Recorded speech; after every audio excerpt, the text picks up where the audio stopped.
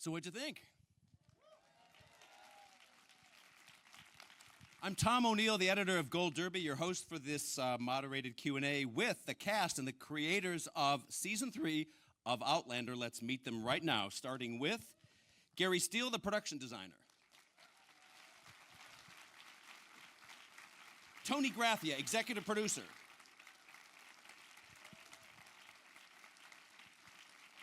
Matt Roberts, executive producer, writer, director. He did that big hurricane episode we're going to talk about. Meryl Davis, executive producer.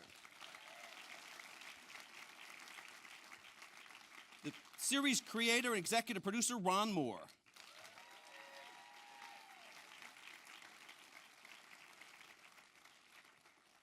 I think you know this next guy, Sam Heughan.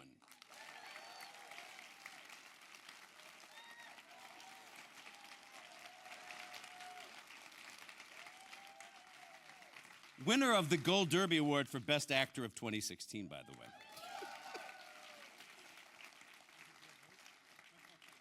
And Claire, Katrina Balfe.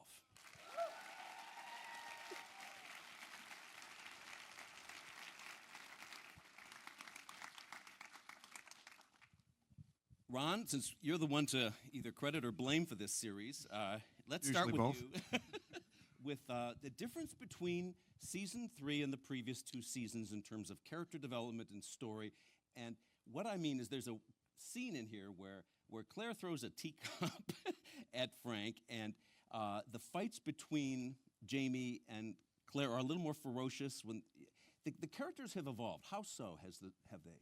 Well, I mean, overall, Season 3 is a transitional season, you know, literally and metaphorically. It's moving the characters from one chapter of their lives to another. So we start in Scotland, we cross the ocean, we end up in Jamaica, and then the New World. The characters, too, are transitioning between the past and into the present and then on to the future. You think about the relationship between Claire and Jamie, you know, Season 1 and 2, it was a new relationship.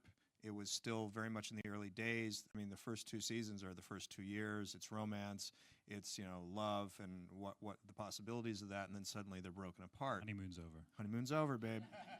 And then Season 2, there's this big 20-year span of their lives, and they move into their middle years. You know, they have children. They experience a whole spectrum of life separately from each other, and then they're suddenly reunited. So the 2 characters coming together in Season 3 is really about getting to know you all over again, and who are you now, and this is the person that I thought you were and the person that I remember, and suddenly this is the person that you are. So it's a huge transition in every way is really the defining mark of Season 3. And Sam, you next. You guys have doubts as a couple that you in Season 3 that you don't have early on.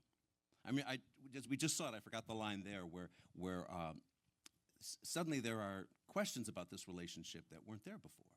Yeah, absolutely. I mean, they spend so much time apart, and when they do get back together, of course, there's that initial attraction, and they're still the same people they were, but they've changed, and yeah, I mean, I think they both question, you know, is this relationship going to work, and they have to rediscover who they are as a couple again, and rebuild their relationship, and yeah, it's quite a journey. Is the relationship better in some respects now than before? Because as marriages mature sometimes, even though the fights get more ferocious, the love deepens. I would like to think it's better. I mean, Okay. She would probably say the opposite, but no, it definitely is, you know, but they've lived a life, you know, particularly for Jamie, you know, it was a great journey for him to lose, you know, the person he loves and to rebuild himself and find who he is without her. And then she comes back into his life again, and it's turned upside down. But it's, you know, it's remarkable. It's a remarkable story, to be honest. It's and some great writing as well. Katrina, what about Claire? How is she different now than she was when she first went through those stones? She's so different. You know, I think Claire that we meet at the beginning of Season 3, you know, she's just returned to Frank. She's just lost the love of her life. She's just been through this insane experience, and she somehow has to shelve all of that and go on living. And you know, she's about to give birth to a baby. So a lot of that drive to survive and to keep her life going is for her unborn child. But especially in the first, you know, 5 episodes of season 3, you're seeing a woman who's compromised because she's had to shelve a certain side of herself. She's a woman, even though she's successful professionally and she loves her daughter and she's become a mother, and that's very fulfilling. She's a woman without intimacy and the whole passionate side of her personality she's had to completely put to one side, and she sort of lives with the ghost of this man who changed her entire being. And so it's almost Claire's 2 different people in this season. In the beginning, we see this sort of more reserved, more, I suppose it's someone who's sort of living half of themselves. And then when she comes back and meets Jamie again, there's this real, it's almost like the layers come off slowly. And as soon as she sees him, she begins to open up, but there's so many walls built around her heart. It takes a while to sort of unbuild those, but eventually they do. We're in the Linwood Dunn Theater, which is owned by the Academy of Motion Picture Arts and Sciences. And if you don't know who Linwood Dunn was, he was a famous visual effects artist who gave us movies like the original King Kong, West Side Story, and many others. He worked on the original Star Trek. And if you know Ron Moore, you know that he worked on Star Trek The Next Generation and Star Trek Deep Space Nine and Battlestar Galactica. And I remember an old interview I did with you years ago, Ron, where we were talking about space opera and how space opera is very much like melodrama in the sense that you need to know to keep going with it. We live in a cynical age where you're not allowed to be too sentimental, but a great melodrama must be, right? Talk about that in this case. It relates to how Outlander? the heightened romanticism of, I'll give you my favorite moment of the whole season. We were just talking about it, and we'll come to it in a minute. In the hurricane scene, when Jamie jumps down to rescue Claire, he doesn't just untie the ropes and lift her up. The woman needs to breathe. What does he do? He kisses her first, and then he lifts her up. And I'm thinking, get her out. The kiss of life. I think he's actually giving her some air as well. So. That's Outlander's version of CPR. So. He's got a big set of lungs, Jamie. I think you were you're also right. saying backstage that he's breathing life into her. Well, yes. That was what we were going for. Okay. Sam just forgot. And Yeah. But it's Where am I? But it's the heightened romanticism. Let's use the scene where they get reunited for the first time in this season. Jamie doesn't run to kiss her. He says, "May I have permission to kiss you?" It's just so gallant. It's a big, it's a big show, and the emotions are very big, and so it's operatic in that sense, where you're leaning into emotion for good or for bad. If it's terror or it's thrill or it's love, the emotions are very large, and I think Diana sort of established that in the books, that she wasn't afraid of really going to those places and being that way, and so the show also has to have a certain boldness to it. We lean into those feelings, and we don't undercut them by winking at the camera or being cynical or joking about it. We embrace it. We say, yes, love is amazing, forgiveness is amazing, terror is horrible. We really go into those places, and I think the audience on some level enjoys that style of storytelling. There's a lot of different flavors of storytelling out there, and ours is a big one. We will go for the big thought and the big emotion, in the show. Matt wrote and directed, if I'm getting this right, if I'm screwing up anybody's any credits here, help me. And Tony was one of the writers, right, on the big hurricane episode, which is so spectacular, of course. And again, to Linwood Dunn, who's a place we're in right now, a visual effects artist, that is such a masterpiece of visual effects that it was nominated by the Guild Awards this year in Hollywood.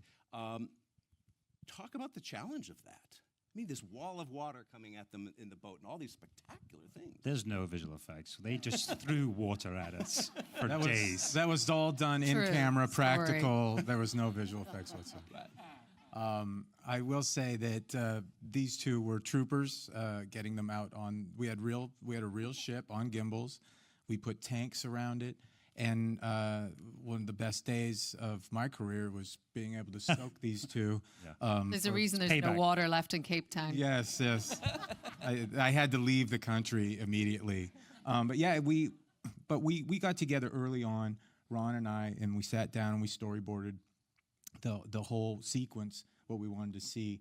And Tony and I wrote the script together, and we had some visuals in mind. And early on, well before we even went to Cape Town, we had this planned out. And then we just, over the course of we prepared and prepared and prepared. And then over 9 days, we filmed the hurricane sequence, and you know, I'm pretty proud of it. And once again, Sam and Kat came out like troopers and took everything we threw at him. I threw a wave at him, and I think one of the quotes was, "Oh, I thought that was going to be softer," because he landed in a bunch of You remember that? And we hadn't replaced him with the softs yet, but he wanted to try it out. So Yeah. That was the first thing you shot, right? And Yeah. that in that block, it was the very first thing up was to shoot the hurricane and the storm, and it was such a challenge to start off with that. But Matt did a great job, and for us, it was we always planned it, even from the beginning of the season, that the hurricane and the sequence at the beginning when Claire's drowning, we always knew we wanted to start with the I was dead, and the poetry of her floating in this and wrapped in the sail, and then have the fans be like, well, a lot of them know why she's there, but have the non-book readers be like, what is going on? And then finally catch up to that in the storm sequence.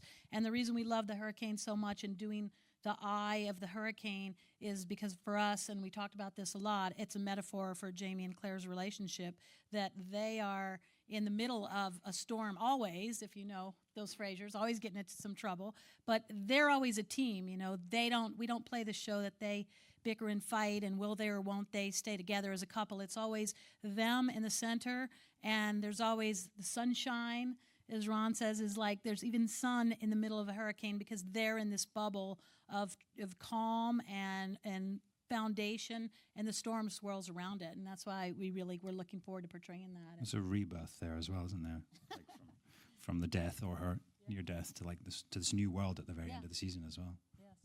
And that's going back to the heightened, you know, emotions. It was also heightened in the storm. Is that what are the chances these two, you know, surface in the eye of the storm to give them a chance to survive? And that's what we wanted to show, is because we didn't show the actual. They go from the eye to the beach, so you have to give the viewer the idea of how could it be possible. Well, it's possible because they popped up in the eye of the storm. They were just that lucky. Tony, how many days did it take to shoot? What were the actual components of that? Do you remember? The shoot days of the storm? Yeah, I mean, how long did it take to shoot that? Was it a week or was it? We shot the storm for 9 days. So combination of visual effects shots and practical shots and then underwater shots. And both Kat and Sam did do tank work, so they got in and they learned how to scuba. And so a lot of those shots are in camera, practical. And you know, we visual effects out to create the ocean, but it did take quite a while. So we set aside time for it to do it right, and also, you know, another 12 days for the episode. So Sam and Kat loved every minute underwater. Talk about that. I think we did, actually. That was really fun. Well, probably what we didn't love was the day we had to go first sort of train the scuba. We went to a swimming pool, which, you know, I think it was... Neither of us were feeling great that day, and we had to sort of sit at the bottom of a pool and just pass oxygen, but it was really fun when we came to film it. You know, that's the great thing about this job, is that every so often you get to just do these really fun, big things, and you know, it was cold and it was very wet, but we had a great laugh, and they built us a little paddling pool that was full of heated water off to one side, and somebody bought rubber ducks. I don't know where they came from, but yeah, it was all good fun. we spared no expense. Thank you, Outlander. And actually, that scene we filmed with you guys underwater was our actual last day of filming in South Yeah, Africa. So and there was that's a when Sam busted celebratory my nature nose. to it. Yes, Up to the end, so they couldn't back out. Okay, Gary, in terms of production design for that hurricane and all of that, what was the challenge there? Nailing everything down so it doesn't blow away, I guess. Mostly, it was ships that we were repurposing and changing it to make it look like Outlander, but it's a big build. We had all kinds of stuff going on. Well, we used very little that wasn't redone from Black Sails. So you built Rose Hall. You built, We built the all this. Artemis was built for us. I mean, there We was a built lot. interiors of the ships, Yep. and we redid all the ship stuff. The most impressive production design.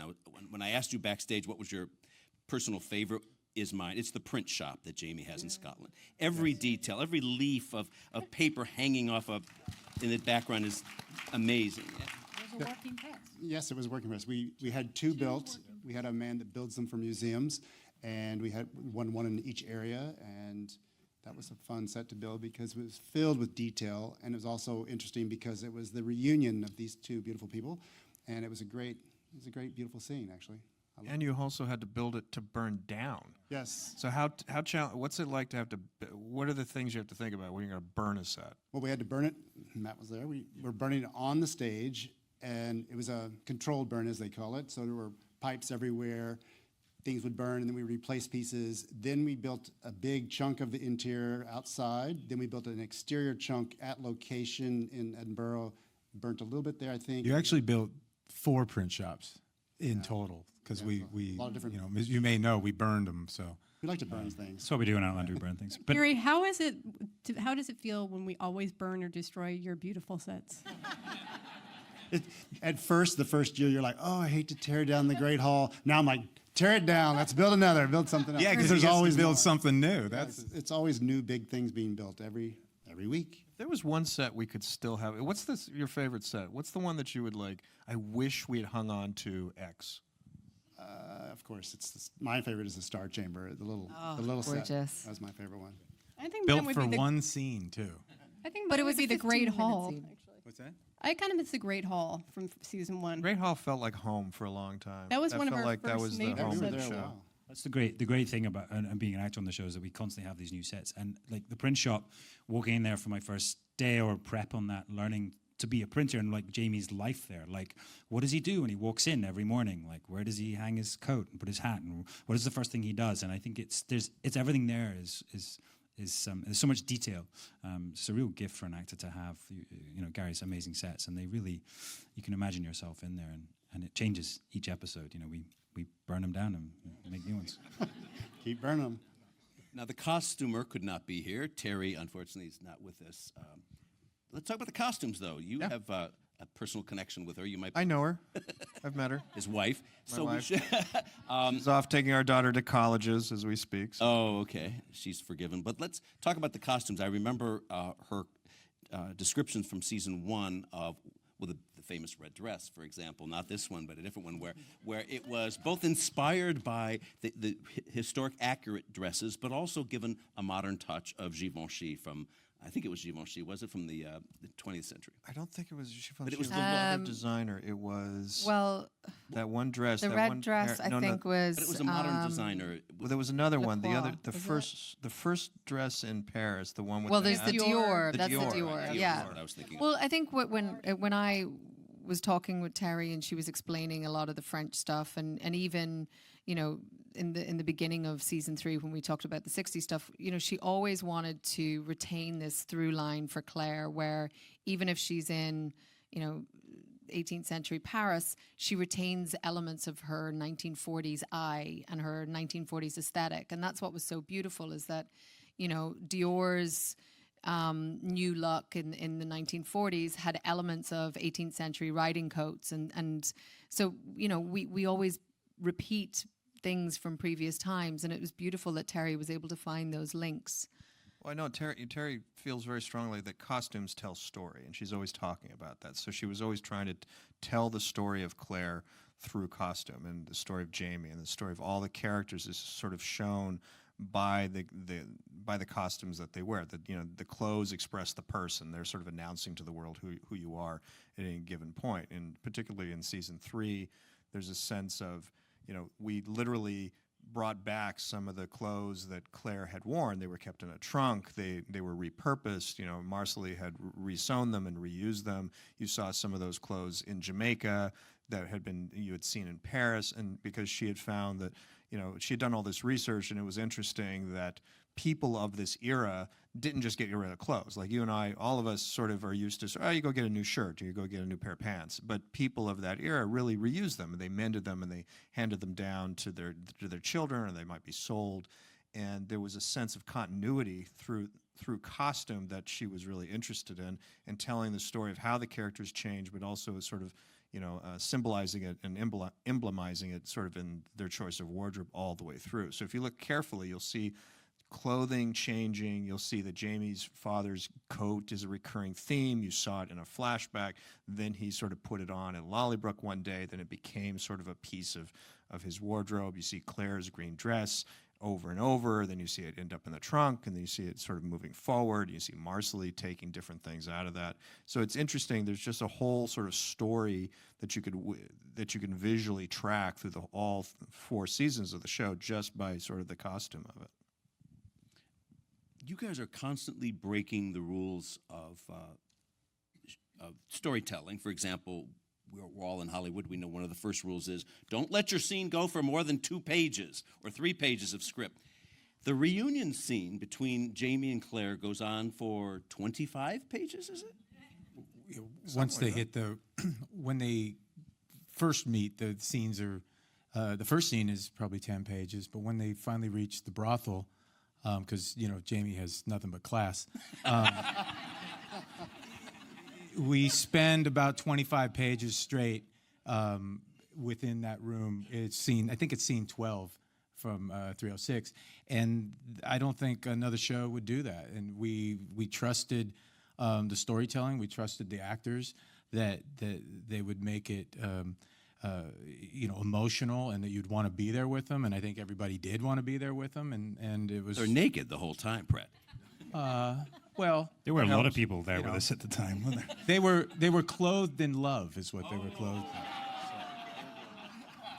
in. We also kind of felt like that episode was kind of a love letter to our fans that had waited so long for Jamie and Claire to get back together, and they've often asked us, how do you guys figure out how many episodes until their reunion? And it wasn't that we endeavored to keep them along for that long. It's just in the writer's room, it was just talked about their journey and how important it was to see certain key points in their life until they got to the reunion.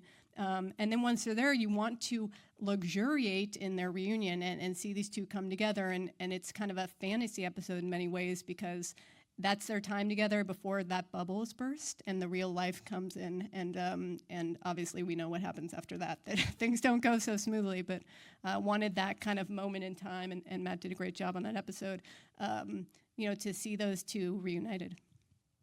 We're going to open this up to questions in a few minutes. We have people here with microphones to come out to you. But in the meantime, I'll ask another one or two. And let's just start here with you, Katrina, and move down.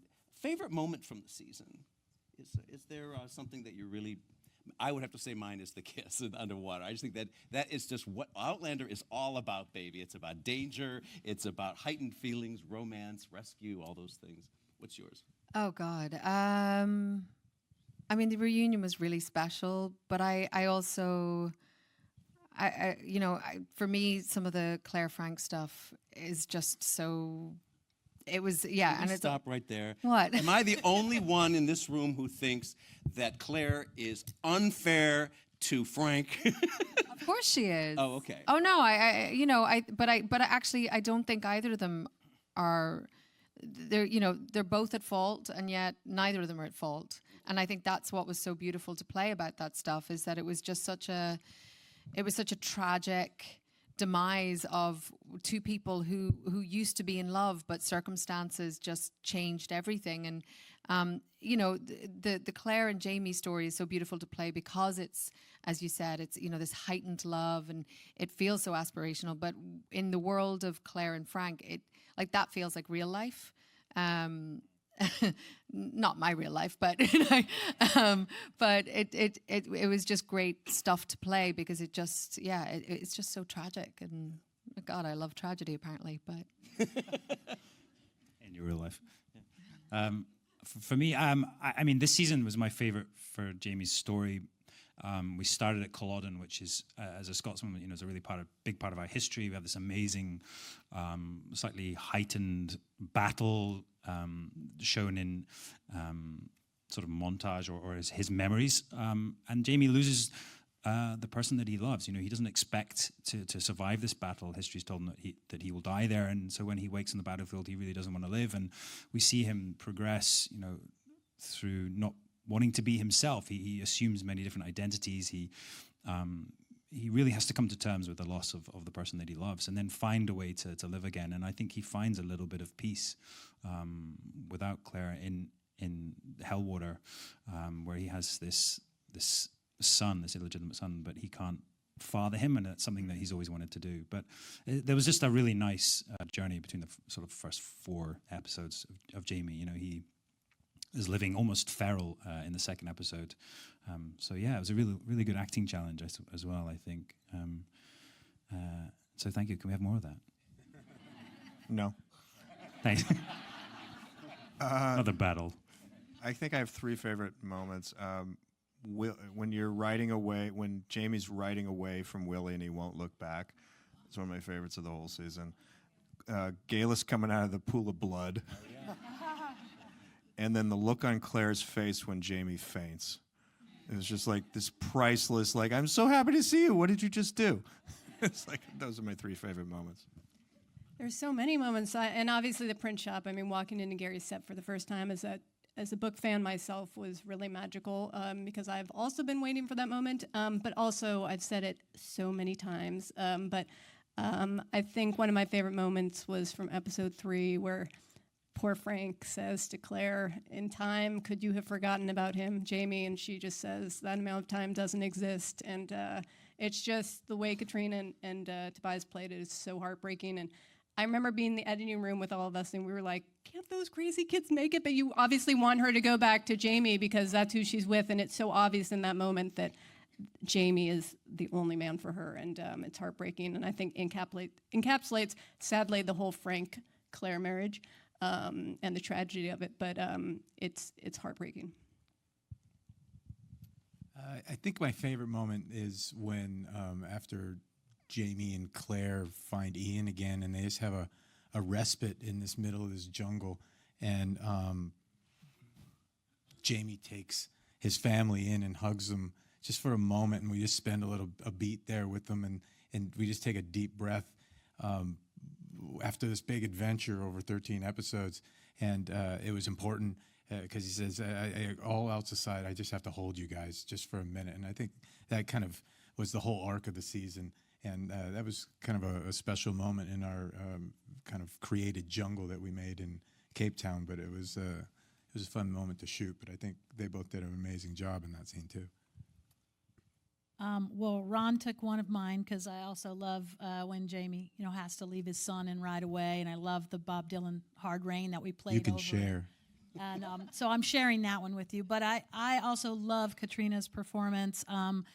And when she has to leave her daughter, and I think it was really important to us to really show the struggle of that. In the book, it's kind of glossed over a little because she's so excited to get back to Jamie. But in the writers' room, we talked a lot about how no one would take that decision lightly to leave their child, even a grown adult. That's your daughter, and so I love the moment when Claire is. We thought it was very important that she gets the daughter's permission, really, and that she's okay with it. And when she says to her daughter, it's not like an elevator you can get on and off. If I go, it's like a death. I may not come back, and we may never see each other again. And so I loved Katrina's performance there, and just how she walked out and looked back at the window and in the cab, her face, because she knew what she was losing. Even to gain Jamie, she was losing that. Sorry, Jamie, but, I don't know if I could choose my love over my child, and I think it's a good dilemma to play, and I'm really proud of how we played it. I think I have 2 also. I loved the scenes in the Boston apartment with Claire and Frank. Amazing acting, watching the deterioration of the relationship, and when she's throwing, I think it's an ashtray or something at him. It was an ashtray. Amazing, Is that what it was? emotional scenes. She was wrecking your work. Yeah. And by the way, She didn't burn it, though. amazing apartment, Gary Steele. I mean, the Boston apartment was fabulous. Thank you. But it was amazing acting. I thought you guys did a brilliant job. And then my next favorite would be when Sam was dying in the shed at Culloden, and all the different Highlanders were saying their piece with him before they went out to be shot. And I thought it was brilliant writing, brilliant acting. I thought it was amazing stuff. So good job, all of you. R.I.P. Rupert. Outlander has been nominated for a dozen Critics' Choice Awards. This is an awards audience, so I'm going to give you a little rundown on the awards while you get your first questions ready, because that's what happens after this. Three Emmy nominations. It's been nominated for costumes, production design. It's been nominated for music. The Golden Globes, Katrina's been nominated 3 times for Best Actress of the Year. Tobias was up for Supporting Actor. And at the BAFTA Awards, Katrina Balfe was named Best Actress of the Year for the show. Sam was nominated. The show was up for Best TV Series. And, of course, Sam's big claim to fame is his Gold Derby Award. Which, That's all that matters. that's good. Let's go to questions from the audience. Are we ready with the... We have one here. Okay, go ahead.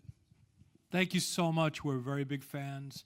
The acting is superb. The writing is fantastic. And I just have a question for Katrina. There's a 1900s, 20th century person that does a lot of killing. When you go back in time, what's the mind frame for that? You killed 3 people? How did you do that? We do joke about this. Claire's her Hippocratic oath slightly goes out of the window sometimes. She's got quite a body count forming. It's 3 and counting. Yeah. It's funny because I think in many ways Claire thrives in this environment of danger, and she somehow always manages to find herself in these precarious moments, but she never does it on purpose. Oh, so you're forgiven. And generally, if she's caused, quite severe injuries, she does try and fix them afterwards. But no, but there's a beautiful part in season 3, and there's a line where Claire is telling Elias Pound how she manages to cope with these sort of harrowing situations that she finds herself in, and it's compartmentalization. And I think that that's a huge, it's a huge part of Claire's character and how she manages to always push forward, and that's why she's such a survivor, is that she's able to compartmentalize different moments in her life and put them in the appropriate boxes. So the one for killing people is way over to the left, that she doesn't ever open afterwards. So, sir, are there 2 people with microphones or 1? I have a One? question Okay, right here. Yeah. Are there 2? Thank you. Outstanding show. It's my event, timing to go that I have to see it when it comes on. So that's a lost art in Hollywood, and I want to thank you guys for doing that. But this is a question, and by the way, incredible performance, especially in the rape sequence that made me crazy for weeks. So brilliantly done, the 3 of you, it was completely heart-ripping. Writer's room. In the pilot, there's a moment where Frank walks up and he sees a man in a kilt and a tam looking up at a window. So, do you remember this? And I always wondered, does Jamie come to the present? That was a random golfer who happened to be passing They have a thing through called, the- yeah. It Right- is It's right to Rome in Scotland, so people walk through our set all the time. that to answer that question though, that is Jamie. So it hasn't been explained, and hopefully we get to that point where we can It explain is? it. But that is I that thought is that Jamie. wasn't like. Wait, Spoiler. what? No, Yeah, what? Diana has said many times that is not a spoiler. Diana has said But many we were times. going to change that. Oh, sorry. Well, forget it now. It's someone named Jamie, not necessarily the same. Claire's other time-traveling lover. Diana has written that scene, and she showed it to a few of us. Yes, and to be revealed. Really? They never tell you anything. Claire's not allowed to know. Let's It's take under your question from the seats side. right now. One of your seats. I absolutely love it. I read the books back in the early 90s, and so it's just thrilling to get to watch it. And it is the only show that I actually watch the minute it comes off, 9 o'clock here. But this is for Ron and really the writers. But what was the thought process for bringing or not having Murtaugh supposedly not die in Culloden and be, I guess, coming in season 4 from? To be From honest, all the sites? I just really liked the character. It was kind of that simple, and we talked about it in the writers' room, and everyone liked the character, and we just all kind of felt like we didn't want to let go of him, that he was part of the family. Ran it by Diana, and she was like, "Yeah, I can see that. I like Murtaugh too. I don't know why I killed him. I don't remember." And I was like, "Oh, okay." And it was, so we just said, well, then let's not kill him and let's work him back into the story. And it just felt like also in the show, we had used Murtaugh in a different way than she did in the books. In the show, especially in season 2, there became a trio, you know, Murtaugh, Jamie, and Claire in Paris. He got in on the secret. He was really part of the inner family structure in a way that he wasn't quite portrayed that way in the book. So it felt like I didn't want the show to take that kind of loss at that point. I thought, let's keep Murtaugh going. And we also just love Duncan Lacroix. Yeah. Let's take a question again from this side. Anyone over here have a question? Hi, I'm Jill. So you're all brilliant. You're both brilliant in every single scene. But Sam and Kat, do you have a favorite moment from the other? Like Sam, favorite moment for Kat, and vice versa. I mean, I thought Sam's performance in episode 1 was just so beautiful. And you could tell that it had such a deep connection for him. You know, the whole Culloden, I think we had been building up to this for 2 years. And you can see it, anyone who's from Scotland and when they would talk about Culloden or when he was doing his research or talking about it, you could see what it meant to him to be able to portray this. And when I watched it, because, you know, it's so rare that I'm not playing or I'm not there for the day where things are shot. So watching episode 1 was like, it's such a treat to see all this footage, you know, as a viewer, like, you know. And I just thought his performance was so heartbreaking and so nuanced. And yeah, it was really beautiful. So. Thank you. I think, yeah, this season, you know, we were apart for the first time, and that was kind of strange. So it was actually, the only time we actually got to see things was after it had been done. And Katrina, for me, you know, obviously the Frank stuff, you know, we say goodbye to Frank, and that was huge. They were beautifully written scenes, and I think Tobias and Katrina really just made this multi-layered kind of relationship with it. You know, they're trying to do the best that they can, but they know it's not working. It's a sort of failed relationship, and you did good work without me being there. Yeah. Thanks. Gee, thanks, hon. But Heartbreaking and nuanced. You did good work. We have a question here as well. I'm going to pay for that. Katrina and Sam, good to see you again. I'm curious what you can tease about season 4. Well, it's halfway through production now, right? I think Ron's given it all away. Yeah, exactly. We're not allowed to say anything. Ron's already said it. We're in America. Although we're not, but we are. What can we give away? What Well, are we you know, allowed to? I don't think it's giving too much away. That they're coming to North Carolina. That's where the show is gonna kind of be home based. It's really, if season 3 was a year of transition, season 4 is a year of settling down and trying to make a home. You know, literally and figuratively, they go up to a place in the mountains of North Carolina and they try to make a go of it. And there's elements of Little House on the Prairie. We're at the edge of the frontier and the wilderness, and you're there at a time, you know, a time of tumult in the American colonies. This is a time where there's slavery in the South. There are the American Indians on the frontier. The rebellion that will blossom into the American Revolution is brewing in the North. And they land right smack dab in the middle of all this. And all those sorts of cross currents are buffeting them all the way through season 4. We have a question here.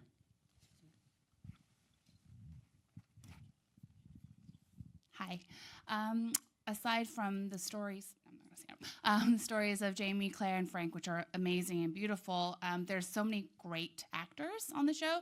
Can you tell me a little bit about another character, another storyline that you just loved casting, creating, designing for, etc.? I'll start. The first person that popped in my head, and Katrina mentioned this before, is Albie, who played Elias Pound, who sadly was only in a brief one episode, but there are characters in the books that you go to cast that you're very nervous about because maybe you have a vision in your mind already of what they look like, and we struggle constantly to find the perfect person. And in particular, Elias Pound is a character that Claire bonds with and starts to become a mother figure with in a very short amount of time.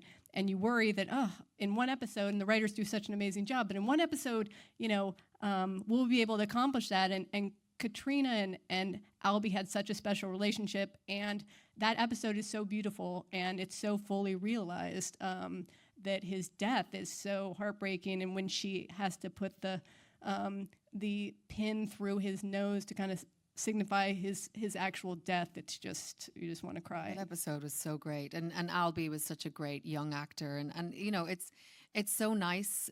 We're sort of there constantly, and people come in and out, but it's such a joy to be able to work with these, whether it's new young actors or really well established, fantastic actors who've been around in Britain for a while, and they all bring so much to the show, and they bring their enthusiasm and all of that when we're like jaded, but it's great. It's really one of the great perks about this job is getting to work with so many different people. I think David Barry was an amazing cast. He just walked in and blew us away, and the scenes with Sam, I'll let Sam speak to this more, but David got off a red eye from Sydney, which is worse than the red eye from L.A. We drive him immediately up to the Highlands and put him in the final scene in episode 6. And I thought we were standing there just blown away. He also got car sick on the way there too. And then they put him on a horse in the rain. Yes. And he had to do an accent. And he had to do an accent. Yeah. And we're like, action, and juggle go. as well. And his wife was pregnant and due in Australia, so he had so much going on. But he's an incredible actor. And the scenes with Sam and Dave in the prison. One of my favorites, I didn't mention it, but when David slides Lord John slides his hand over and touches Jamie's, and just the turn there was just so brilliant. I just love that scene as well. So well done. I mean, obviously we have some great new characters, but I have a fondness for some of the old ones, and Galis has always been one of my favorite characters, and I loved writing the witch trial episode. I loved her there, and everyone, of course, thought that she died, and thank you. And I would constantly have fans come up and be, the non-book reader fans, those guys knew she was going to make an appearance, but I had a lot of people say, I miss her, she was so great, why'd you have to kill her? And I was like, I couldn't say it. But I was very much looking forward to her coming back this season, and I thought that her and Claire were just electric together. And I love that, the complicated nature of their relationship, because she saved your life, you saved her life, and they're kind of best friends, but like frenemies. And then suddenly when they see each other again, to realize that she's crazy. Of all the gin joints in all the world. Of all the gin joints, yeah, that was a great line. And then you killed her. And she accidentally she fell into my axe. Another one you killed. Yeah, that's another one. Gary, did you way over in the left-hand box?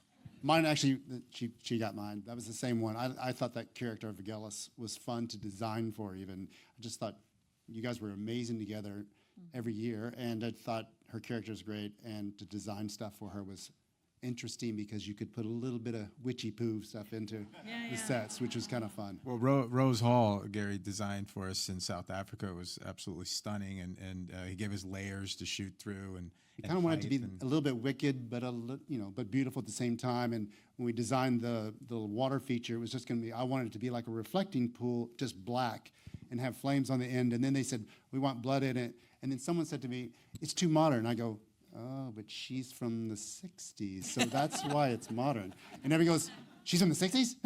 But anyway, that was fun to do. We have time for one last question. Up there, go ahead. Thank you so much for the show. We're big fans. My wife read all the books, and she made me a fan, and I got her the Outlander wine collection. I wanted to ask, because they are books, your process of where you stray, where you stay. I know that Jamie in the book speaks a lot of languages, and there's certain things that you veer from and certain things that you stick to. And how do you make those decisions in the writer's room?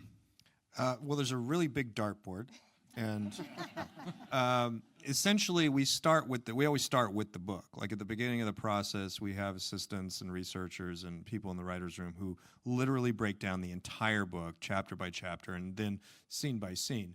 And at the beginning of every season, you start with the book, you put the whole thing up on these big white boards that essentially lay out the major plot story. And step one is to break it down into 13 hours. Okay, what are the basic chapters of our story? And you kind of quickly realize what's going to fall out and what's going to have to get condensed and moved around, sort of in that part of the process.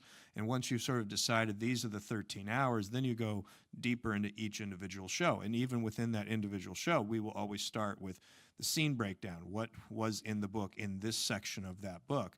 And you sort of start realizing, all right, well, to make an hour of television out of this, what are we going to condense? What are we going to move around? Some things that are iconic moments to the fans, and whether it's a line of dialogue or a scene or even just a visual, sometimes doesn't fit there, but we'll sort of set it aside and go, we're going to figure out a way to work this in later, even if it's next season or 2 years from now. So there's certain things that feels like maybe we've forgotten, but we never really forget, and we're always looking for ways to work them back into the narrative.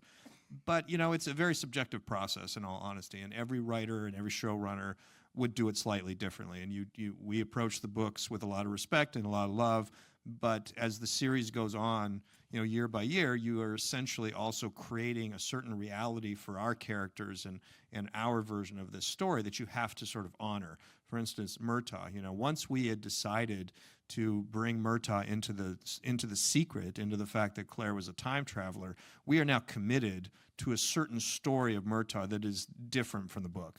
You're still trying to honor what Murtaugh was in the book and the general role that he played, but now our story is taking you down a path that you need to keep going down that path.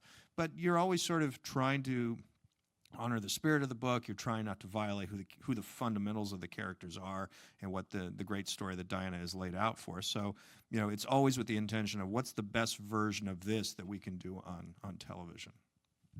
This event was so popular that we have to clear you out to bring in another crowd so we could do it again for more Outlander fans. For those of you who are voters for the Emmy Awards here in the audience and for the Guild Awards, remember Outlander. Thank you for coming. Thank you. Oh, Ellen. Thank you all.